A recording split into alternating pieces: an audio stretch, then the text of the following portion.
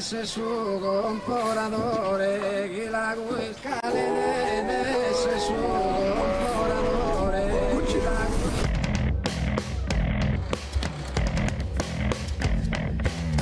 Presten atención, la luz ha iluminado ya, máxima verdad. se su comporatore.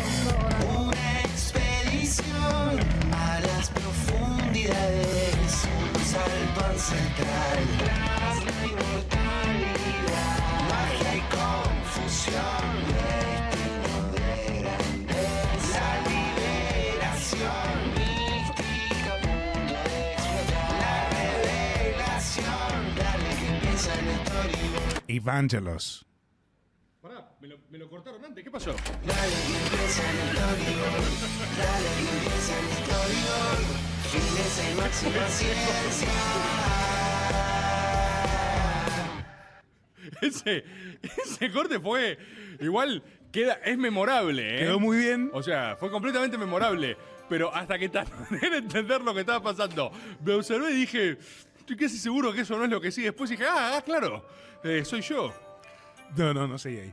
Bienvenidos y bienvenidas a la primera emisión de este storyboard que vamos a hacer en este canal, en Blender.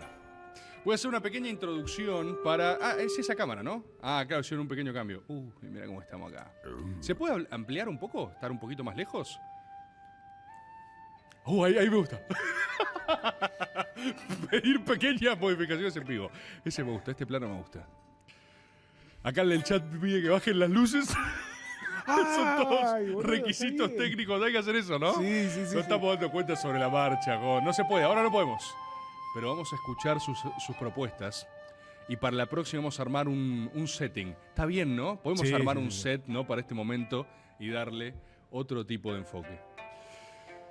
Bienvenidos a lo que va a ser el primer storyboard en Blender. ¿Crees que te diga algo, Rufino? Contámelo. Vos sabés que si yo te dijera cuándo fue el último storyboard, ¿hace cuánto te parece que fue? Sin pensarlo, porque si lo pensás mucho es trampa. No, debe haber Rápido. sido el último Caricia hace Rápido. 3 años. 3 años. 3 ¿No? años. Hoy la gente pone en el chat, me decía, años esperando el storyboard, que esto, que lo otro. Quise chequear, o sea, cuándo fue el último storyboard, y el último Caricias fue noviembre de 2022. Hace un año. Me está jodiendo. Boludo. Tenemos la temporalidad totalmente al Es muy... 22. 2022, boludo. 2022. Quería decir esto primero porque es muy raro el tiempo. Esta es la primera Es muy raro reflexión el que no tiempo. tiene nada que ver con el storyboard.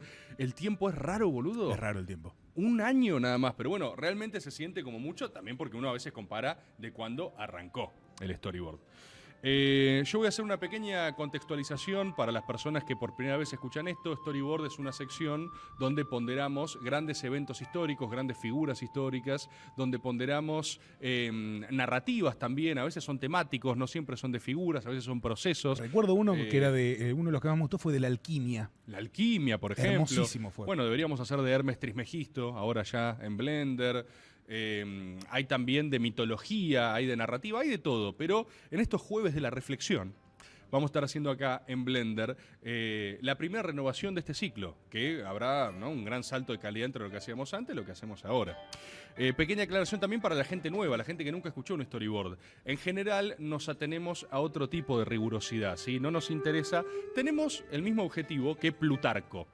Si conocieron a Plutarco, historiador de la antigüedad, y su obra magna, Vidas Paralelas, Plutarco tiene un concepto que a mí me parece fascinante, que dice que muchas veces se conoce más de los grandes hombres y mujeres de la historia de la humanidad por un pequeño gesto o una anécdota que por los hechos salientes inscriptos, ¿no?, en lo que es la historia oficial, por así decirlo.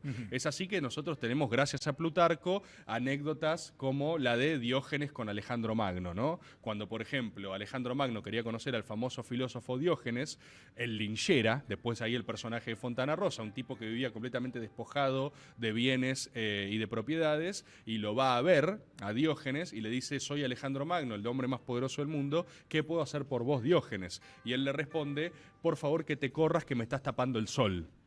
Bellísimo.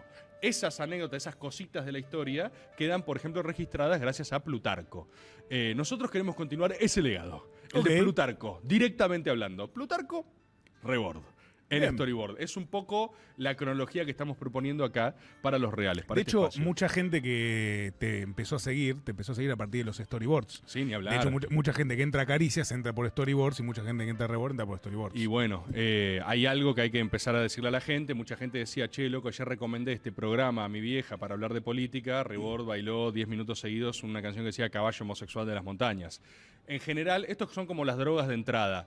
Los storyboard es una buena droga blanda. Es una droga de entrada al multiboard, básicamente. Entonces vos a veces das un storyboard y alguien dice, mira qué interesante. So interesting. Mira qué interesante.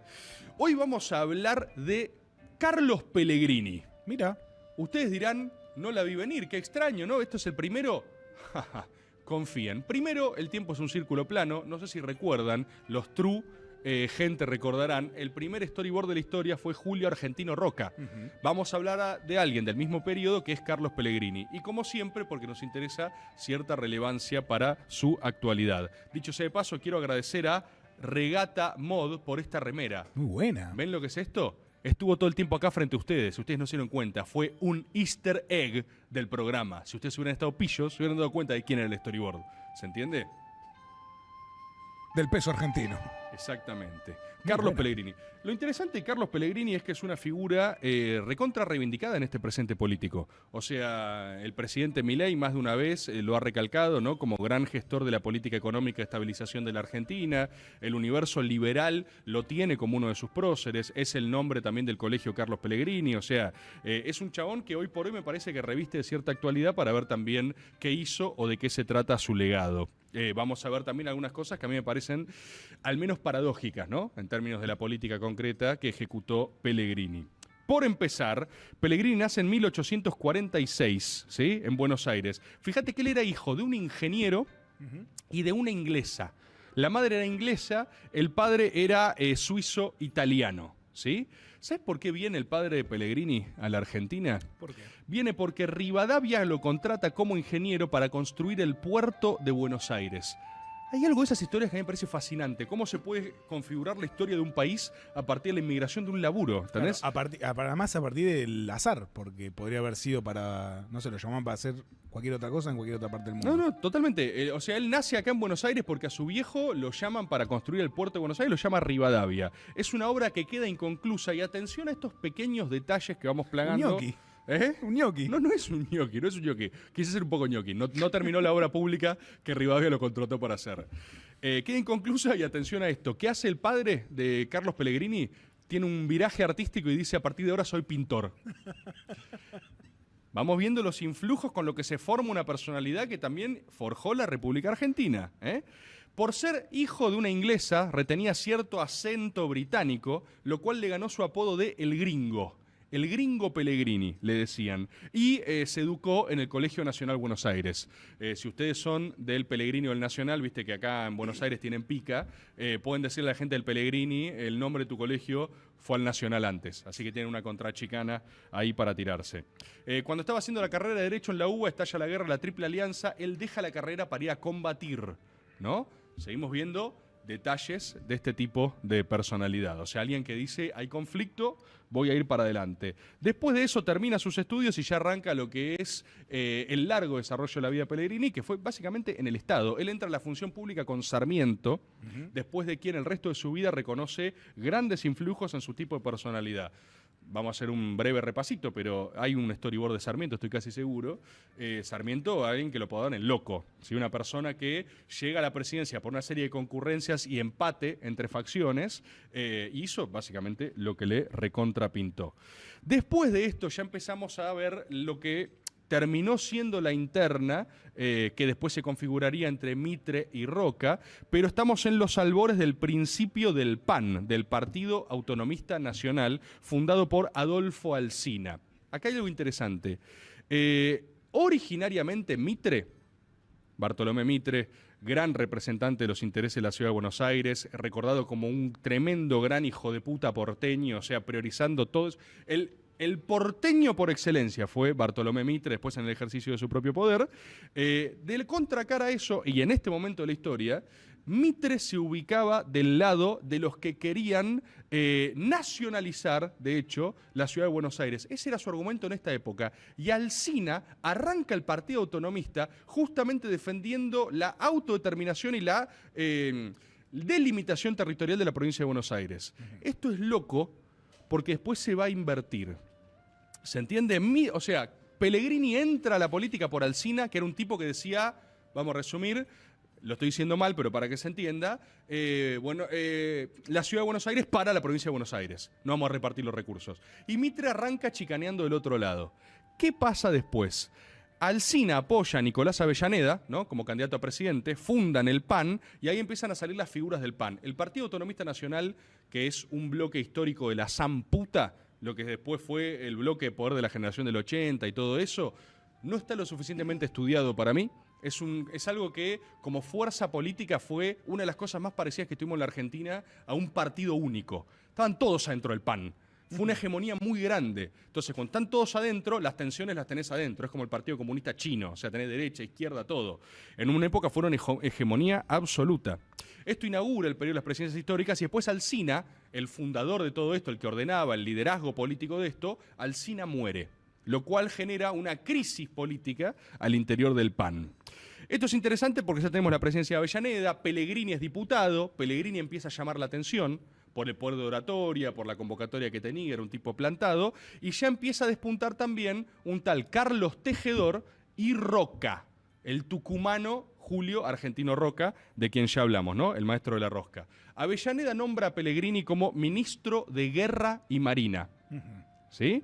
Y en estas primeras funciones empiezan a haber levantamientos alzados. Recordemos que estamos en época todavía de elecciones no democráticas, para decirlo rápidamente. Las elecciones se definían por algo más parecido a un esquema de delegados, representantes y correlación de fuerzas. ¿A la yankee? Agarrarse un poco a trompadas. Sí. Okay. Internas partidarias y una mezcla entre violencia y votación. Un sistema mixto entre...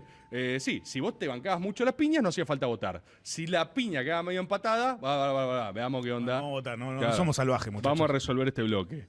Pellegrini logra reprimir rebeliones en este primer periodo y después ya llegamos a las elecciones del 80, donde Roca establece una línea completamente nacionalista.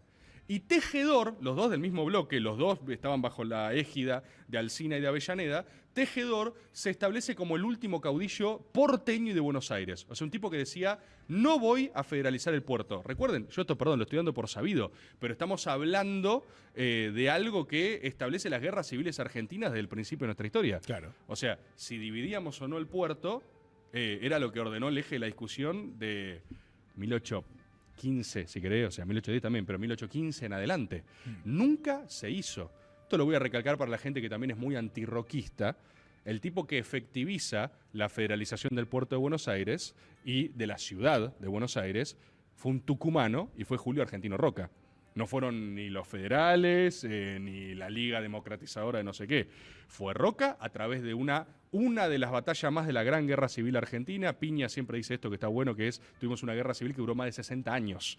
No se suele estudiar así ese periodo de historia argentina. Se habla en general de las batallas y no del marco. Vos fijate que esto termina cuando Roca derrota a Tejedor. Y el ministro de guerra de eso, ¿quién fue? Pellegrini. O sea, el que comanda esa represión contra Tejedor fue eso. Y después, Tejedor y Roca van a elecciones. Que es lo que acabo de decir. O sea, es muy raro imaginar hoy, pero es como si tuviéramos un enfrentamiento en Caseros entre Milei y... mirá qué interesante diagnóstico del presente. No sé con quién pelearía Milei en este momento. Así de atomizada está nuestra oposición. No sé con quién se agarra piñas Milei hoy por hoy. Un reducto de resistencia. Pero es como si hubiera una guerra civil entre dos bloques, el caudillo Milei y el que se enfrenta por el peronismo, y después dicen, ok, bueno, vamos a votar. ¿Sí? Pero guerra estamos hablando. De hecho, la epidemia de la fiebre amarilla en Buenos Aires fue por la cantidad de muertos que hubo en este enfrentamiento de guerra civil con Tejedor. ¿Cómo lo ves hasta ahora, amigo? Estás silencioso y misterioso. Así No, que también... porque te estoy siguiendo atentamente. ¿Sí? Y además estoy midiéndote. ¿Estás midiéndome? Sí. ¿Estás viendo cómo estoy? Pero vos intervení tranquilo. Acá No, los no, reales yo estoy tiene 10 que- points. Pasa que me quedó en la cabeza tejedor. Hay muchas cosas que... También yo tengo... Vos entendés que Sí. yo tengo la responsabilidad de representar primero a mí en los storyboards Sí. y después a Elisa Sánchez y a Cristian Siminelli. Claro, tenés un legado de Momentums encima. Claro. Entonces yo estoy tratando de medirme. Bien. ¿Ok? Podés tirar igual, ¿eh? No, ya lo Podés sé, ya tirar, lo sé. Podés tirar. Entramos en presidencia de Roca. La presidencia de Roca ya la evaluamos en el storyboard correspondiente. Dura es importante presidencia. señalar. ¿Eh? ¿Tiraste uno? No, no. Ah, fue muy rápido entonces si lo tiraste. Carlos Pellegrini fue senador, ¿sí? En la primera presidencia, pero empieza a ganar un lugar de relevancia importante para con Roca, justamente. Se gana medio el lugar de consiglieri de Roca. El tipo, al ser ministro de Guerra y de Marina, y de empezar a ganarse la confidencia de Roca, a hablarle al oído, y también gana una reputación interesante, que es de tener una personalidad independiente. Roca, un tipo muy fuerte, tiene básicamente adeptos al poder. Pellegrini empieza a constituirse como alguien que decía lo que pensaba y su posición era suya, o sea, era su representación. Para mí hay algo que juega en esto que es importante. Me gustaría que pongamos una imagen de Carlos Pellegrini en pantalla para que lo vean los reales. Uy, buen mostacho. Observen por un momento, acá es donde la cosa se pone medio Plutarco. Esto ya, esto en el colegio no lo conseguís. Mirá Pellegrini. ¿Qué es lo evidente de Pellegrini? Ese tremendo bigote. Ese insane ass Mostachinson Crusoe. Muy bueno. Con ese mostardo en la cara, vos te plantás. Yo sé que la gente subestima estas cosas que digo, pero la política está hecha de estas cosas. Hoy por hoy no hay gente con esos mostachos en la política, No. ¿eh? Porque si alguien tiene las pelotas de dejarse ese mostacho, se va a plantar en su posición política. Todo tiene que ver con todo. ¿Se piensan que eso no era imponente a la hora de tener una reunión? Lo más vos le preguntás, parecido a eso es el Turco Asís, me parece. el turco Asís retiene algo de eso. Bueno, pará, ojo. Milei, a su manera, dejándose ese quincho que tiene en la cabeza, Y la patilla también. y la patilla también tiene un montón de decisiones estéticas que a priori no son linealmente intuitivas, podríamos decir. Ahí en el chat dijeron Aníbal, pero Sí. Aníbal después se deja la barba. Aníbal después se Y jala. eso- Ahora, igual hay algo, ¿eh? Hay algo. El mostacho de Caparrós, algo de Julio Bárbaro, la gente está diciendo. Efectivamente, o sea, no sé, no hay que subestimarlo. Las decisiones Guillotina de poder, Moreno. Guillotina Moreno, las decisiones de poder están hechas de ese tipo de cosas también. Sí, ni hablar. Les voy a decir también, mira, un pequeño dato de color que lo digo ahora. ¿Tenemos otra foto de Pellegrini? ¿Me habías dicho que también había de marplatense o no? Igual si no, ya está, pero me gustaría verlo en otro... Ese no es. ¿Cómo? Ese no es Pellegrini. El que está ahora en pantalla no, para nada. ¿Tenemos otro o no? Si no, sigo, ¿eh? Mándale. Ah, ok, entonces tengo que seguir. Eso es lo que estoy preguntando. Sí, sigo. Bueno, lo que quería Bueno, decir... una cosa Sí. respecto del vello facial. Sí. El bigote de Hitler, que es tan icónico. El bigote de Hitler ni hablar es un ejemplo de esto. Claro, pero también es una marca de época. Por ejemplo, mi bisabuelo tenía el bigote de Hitler. ¿Tu bisabuelo tenía el bigote de Hitler? Sí, un eso, tano. Eso explica a los primos nazis de tu escuadra. No, de hecho. porque es de otra familia eso. Ok, No. justo Son en de dos otra familias familia. nazis que se unieron. Sí. No son. Mi familia no es nazi. El bigote de Hitler es lo mismo, boludo. Son- Claro, además es marca de época, pero Cuando vos te lo pones a pensar, es el poder simbólico de poder hacerte icónico. Claro, es No es icon. una boludez cuando uno puede traducirse en ícono. claro. Lo que quería contar, si no tienen la foto, ya fue, no pasa nada, yo sigo. Pero...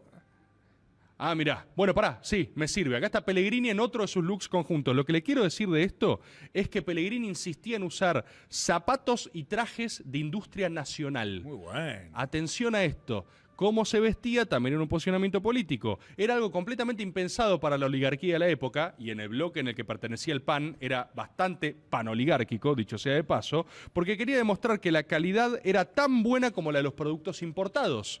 Entonces Muy el bueno. tipo, con su forma de vestirse y con su forma de verse, estaba dando un mensaje político. Quiero decir otra cosa. Acá en el chat, con rapidez, están diciendo hay mucha vibra a Teddy Roosevelt, de quien hicimos un storyboard, saben que es uno de mis personajes favoritos. Adivinen quién viajó a la asunción de Teddy Roosevelt en Estados Unidos. Charlie. Carlos Pellegrini. Porque hay simetrías estético-espirituales que se construyen en las personas incluso sin conocerse. Piensen que uno simbólicamente tiene maneras de hablar. Uno habla con sus elecciones estéticas también, Claro. por ejemplo. Bueno, cuestión. Pellegrini se transforma en una figura fuerte en el gobierno roquista, tan fuerte que, como saben, cuando Roca tiene que elegir un sucesor, todavía no tenías sistema de reelecciones habilitados, Pellegrini era como el que más sonaba, era tipo, bueno, después de Roca viene Pellegrini, es obvio. ¿Y Roca qué hace? A ver si les suena algo de esto. Como dice, no sé si quiero poner un tipo con tanto vuelo propio como Pellegrini. No voy quiero a un poner, tough guy. Claro, no quiero un picante de verdad. Quiero poner un timorato. Quiero poner un estúpido. Un softcore. Quiero poner un totalmente blando, un poser total, un para nada real one, quiero poner, ¿sí? Claro. Le he pedido a... Exacto, le he pedido a Miguel Juárez Selman que asuma la presidencia de la Nación. Uno puede suponer que a Pellegrini esto le debe haber molestado, no hay registros históricos de ningún testimonio, el tipo fue ordenado, fue orgánico, y Pellegrini fue candidato a vicepresidente, ¿sí? Anótense esto, miren esto, recuerden, ¿no? Estamos en colegio electoral, no eran elecciones directas. En la elección del 86, Juárez Selman obtuvo 168 votos como presidente y Pellegrini tuvo, se votaban por separado, y Pellegrini tuvo 179 como vice. O sea, Pellegrini tuvo más votos a vicepresidente, eligiéndolo vicepresidente, de los que tuvo Juárez Selman como presidente. Espectacular. Llegamos al interinato de Juárez Selman el Estúpido, uno de los grandes infames ¿Así de se la... le dice? Sí, eso es historia oficial. Juárez Selman el Estúpido, un cordobés. ¿Sí? Algo que también nos legó la provincia de Córdoba, para tanto que se hacen los picantes, la vez que pusieron un presidente era un imbécil. ¿Sí?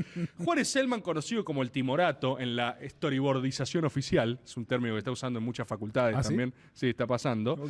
Ya lo he caracterizado en algunas oportunidades. Juárez Selman se le va de mambo el empréstito con Inglaterra, o sea, tiene una economía hiperendeudada, se pone bastante imbécil, el chabón también quiere fingir que él es el que decide. ¿Les suena así? ¿Les suena todo esto? Le agarra una cosa de presión, de agarrar y decir, che, le juro que me la reaguanto. Yo me la aguanto. Empieza a hacer todas demostraciones, se le genera una burbuja financiera, se le empieza a depreciar el peso, se le va toda la mierda. Nace al mismo tiempo la Unión Cívica, todavía no radical, de la mano de Mitre y de Alem, además de Irigoyen, que después lo podemos caracterizar. Esto hace que la Unión Cívica Radical tenga uno de los orígenes más culorrotos de la historia. O sea, ¿en qué sentido? o sea, no mal en el sentido de lo que la gente haga con su culo, ¿sí? El ano, si lo quieren explorar para placeres sexuales anales, es tema de ustedes. Yo hablo de culo roto de alma, ¿sí? La Unión Cívica Radical arranca súper culo roto. Después la discusión interna es más interesante entre Irigoyen y Alem, que ya lo hablamos, pero arranca básicamente esponsoreada por Mitre. O sea, los más porteños de los porteños. Les molestaba el gobierno por nacionalista, ¿se entiende? Y arranca la Unión Cívica. Ahí hacen la Revolución del Parque, por ejemplo, que de hecho fue el 26 de julio, fecha muy interesante. Es el mismo día que el encuentro de Guayaquil, la muerte de Evita y la toma del Moncada. ¿Viste? Es una fecha que se celebra así como multirevolucionaria. Lindo. Porque pasan muchas cosas el 26 de julio. ¿Sí? ¿Qué sucede? Ahí hay una revuelta, la Revolución del Parque, qué sé yo. ¿Quién la reprime de vuelta?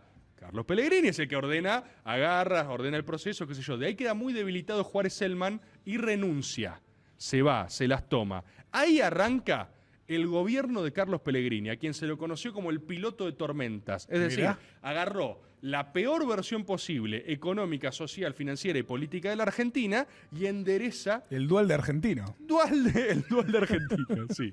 Dualde antes de Dualde. Un tipo que constitucionalmente tenía que asumir en esos mismos días, pero Pellegrini no aparece. ¿Por qué? ¿Porque estaba en la casa? No, porque estaba reunido con los banqueros y hombres de negocio del Estado para intentar evitar el default de la deuda externa argentina. O sea, cuando estaban todos en cualquiera viendo quién asume, él estaba reuniéndose para ordenar ya ese proceso.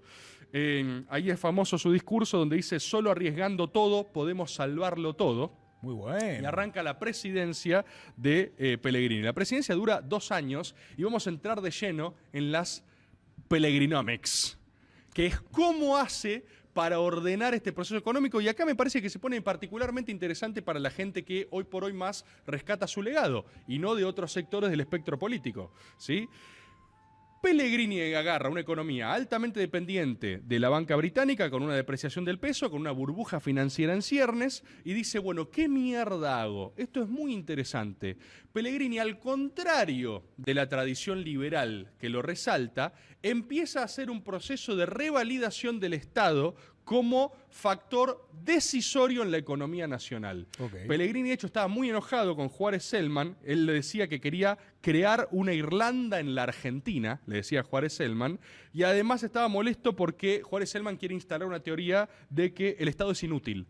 textual de Juárez Selman. ¿Sí? Hay concepts muy cíclicos, boludo. Sí. El Estado, si viene Juárez Selman, dice el Estado es una caja boba, no sirve para nada, se le va toda la mierda, pierde las herramientas de regulación y viene Pellegrini. ¿Y qué hace Pellegrini? Inaugura una tradición política de proteccionismo y desarrollo de industria nacional. ¿Sí?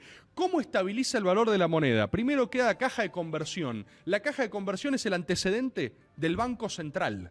Mirá. ¿Sí? También pone un freno a lo que en ese momento era posibilidades de emisión monetaria. Él agarra y dice, solo la caja de conversión puede establecer que se entregan billetes a cambio de valor oro. ¿Se entiende? O sea, casi una proto-convertibilidad, claro. Una preconvertibilidad. Después, de hecho, con Roca va a haber una convertibilidad real y Pellegrini la va a espaldar y la va a proteger. Después lo que hace esto igual era insuficiente, porque necesitabas reserva, necesitabas ahorro estatal para poder invertir en industria y fomentar trabajo argentino. Pone impuestos a los depósitos en bancos extranjeros, ilegaliza la circulación de otras monedas y prohíbe la venta de oro en la bolsa. O sea, el liberal Pellegrini despliega una serie de políticas de protección estatal y de refortalecimiento del Estado absolutas. Básicamente pone el Estado en el centro de la economía como ente regulador del proceso económico entre privados. Y después, como esto es insuficiente, crea en 1891 el Banco de la Nación, básicamente un antecedente del Banco Nación. Quería originalmente buscar un préstamo en Estados Unidos para hacerlo. Él va a los Yankees, tengo mucho dicho sobre la relación histórica potencial atlántica entre Argentina y Estados Unidos. Es una de las personas que va a Estados Unidos y dice, tengamos una asociación comercial, pero ¿por qué rechaza el préstamo yanqui? Porque le exigieron que hubiera representantes norteamericanos en la dirección del banco. Claro. Y Pellegrini dijo, No. listo, ya fue. Voy a subir impuestos, poner arancelamientos a los productos, proteger la industria local, ahorrar e invertirlo en el proceso. Al mismo tiempo promueve la austeridad económica del erario público, nacionaliza obras sanitarias que le había privatizado Juárez Selman. Es todo, o sea, todo vuelve a pasar una y otra vez, y con estas medidas él logra estabilizar la economía. Al mismo tiempo establece una política completamente, podríamos decir hoy, hablando mal y pronto, de realpolitik en términos sociales. Pellegrini era de los pocos promotores del voto femenino desde toda su vida, algo que después va a implementar recién el peronismo, ¿no? Como saben. Pero ya lo bancaba desde la tradición de su propia familia inglesa, donde su tía abuela, Lady Priscilla Bright, había impulsado el voto femenino en Inglaterra. Pellegrini permite la circulación de diarios opositores, por ejemplo. Al mismo tiempo, esto es muy interesante, porque él sigue siendo el encargado. Recuerden que era el encargado de la represión a los grupos de la Unión Cívica en ese momento, las revueltas armadas, o sea, el tipo que les disparaba. Pero empieza a señalar hacia el interior del PAN la necesidad de blanquear estos grupos para incorporarlos a la política institucional. Claro, institucionalizar la oposición. Exactamente. ¿Por qué? ¿Cuál es la lectura política de Pellegrini? Es alguien que por estar tan cerca del conflicto empieza a ver, macho, si no lo ordenamos nosotros, nos van a llevar puestos. ¿Se Claro. entiende? Acá empieza a haber algo con representatividad, con efervescencia, con correlación de fuerzas, porque se agarran a tiros. Soy yo el boludo que los va a meter en cana cada vez que hablamos. Esto hay que darle un cauce político porque si no se nos va a desmadrar la cosa, que es una discusión intrapan. Después el gobierno de Pellegrini termina, vuelve Roca, como ya saben, arranca otro tipo de discusiones y Pellegrini, por estas posiciones, se empieza a alejar cada vez más de Roca, porque Roca está en plan cerrar los grifos, aguantemos con el PAN, y Pellegrini empieza a decir, che, si no le damos lugar, lo van a tomar el lugar. Claro. Es política real Vengan absoluta. a jugar con estas reglas. Totalmente. Entonces, ¿qué empieza a suceder? Sería el equivalente de que en época de represión, de hecho es lo que pasa en la política real, pero la gente lo ignora. Bernie tiene más diálogo con los movimientos sociales y con grupos piqueteros de lo que tienen otras áreas de gobierno, porque estás permanentemente en tensión. Claro. Y la paradoja que suele pasar es que si vos sos un poco pillo, hasta te llevas bien. En una de las revueltas, por ejemplo, a Pellegrini lo interceptan, queda completamente regalado y lo dejan irse, porque tenía buena relación con Alem, tenía relación de confianza con Alem, con Irigoyen. Hacía política, básicamente. Fíjense después, el heredero político de Pellegrini termina siendo Roque Sáenz Peña, o sea, el tipo que termina legalizando a través de la ley Sáenz Peña la democratización del voto. El final de Pellegrini es complejo porque se aleja de Roca, empieza a caer en desgracia, al chabón medio que lo banean del partido, no puede avanzar con este tipo de medidas. O sea, estamos hablando de un tipo que en el seno del PAN, o sea, la representación de la oligarquía de la República Argentina, además de intereses nacionales, que para mí Roca es promotor y consolidador de eso, empieza a argumentar que necesitamos también algún tipo de implementaciones sociales. Le preocupaba, por ejemplo, mirá esta cita, tengo una cita espectacular. Porque el chabón decía, si el Estado no tiene un rol en la organización del capital y del trabajo, vamos a empezar a tener problemas de orden social. Claro. Cita de Pellegrini. Es indispensable adelantarnos a la solución de dificultades que nuestro crecimiento industrial agravará. ¿Sí? O sea, él dice, este crecimiento industrial del capital va a agravar situaciones sociales. Condiciones que ya existen. Exacto. Me refiero a las leyes que reglamenten el trabajo de hombres, mujeres y niños. Bueno, sexy niños laborales. Obviamente en esa época estaba bien, si es algo que ya hemos hablado. El derecho de huelga, que es la defensa del obrero, conciliándolo con la absoluta libertad de trabajo. Pellegrini es un tipo que representa un periodo de época, pero para mí está viendo el que viene. ¿Se entiende? Otra cita textual de Pellegrini. Cuando hace falta, el Estado debe meterse en la vida económica. Y si no es indispensable, no debe hacerlo. Así de sencillo. Corta la bocha. Podría haberlo dicho Perón. O sea, esto es preexistente. Estamos hablando todavía generación del 80. Lo interesante es que terminamos teniendo, y ya para concluir, para hablarlo, este primer storyboard del periodo, es una de las personas hoy por hoy más reivindicadas en términos de este presente político. Es Carlos Pellegrini, es el piloto de tormentas. Por ejemplo, Javier Milei, que heredó una situación política completamente descalabrada, el tipo dice, hay que hacer como Pellegrini, un liberal en serio. Pasa algo parecido a lo que sucede, no sé, cuando se habla también de la figura de Trump en otros países o lo que sea. Es como si le gustara el bigote nada más, pero después todas las políticas que aplicó son lo contrario. Y otra cosa que también es interesante, hablándolo ahí también con Dante Sábato, a quien le mando esta poderosa mention, como siempre, por su laburo, que es incuestionable, es el mejor investigador periodístico, histórico, sociológico de la República Argentina, es que Pellegrini en algún punto es medio un exodia de posiciones peronistas del futuro. Porque en la historia y en la tradición de Pellegrini, vos condensás la cosmovisión de Perón, ponele con todas las salvedades que quieras, tanto Estado como sea necesario, tanta libertad como sea deseable, o sea, todo ese tipo de cosas, conjuga alguna posición de avanzada de lo que pudo haber aportado, por ejemplo, Evita, con el voto femenino, tiene una pizca de Menem por su protoconvertibilidad, cuando agarró y fijó estándar de emisión al patrón oro del momento, sin duda agarra Dual de Néstor, porque agarra la papa caliente y la estabiliza, y al mismo tiempo te tira sobre el final, te espolvorea así, un poco de cristinismo, con progresismo social, ¿no? Con inclusión, con reforma laboral, con una serie de protecciones al obrero y al laburante. Muy Además lindo. de lo que ya hemos hablado, ¿no? De promoción de industria nacional y de su insane ass mostacho. Muy lindo. Muchísimas gracias. Espero que lo hayan disfrutado los reales y la primera vez que muchos habrán visto un storyboard. Vamos a hacer algo simple, cortito, para arrancar. Me pareció apropiado para el momento en el que estamos viviendo, ¿sí? Bien. Para comparar algunas cositas y empezar a armar también, como siempre, lo que me importa, nuestro panteón nacional. Acá dice Dionisio Vulture, eso es un prócer. Y la verdad que sí. La verdad que sí hay que tener una hilera de bustos. Uno debería tener unos tremendos mostachos. Vamos a una pausa y volvemos.